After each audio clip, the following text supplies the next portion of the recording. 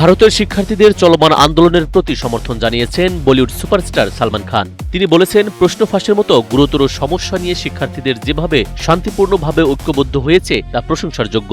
একই সঙ্গে আন্দোলনে আহত শিক্ষার্থী ও তাদের পরিবারের প্রতি সমবেদনাও প্রকাশ করেছেন তিনি।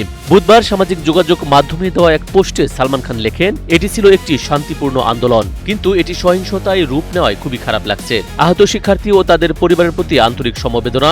প্রশ্ন ফাঁস অত্যন্ত গুরুত্বপূর্ণ একটি সমস্যা।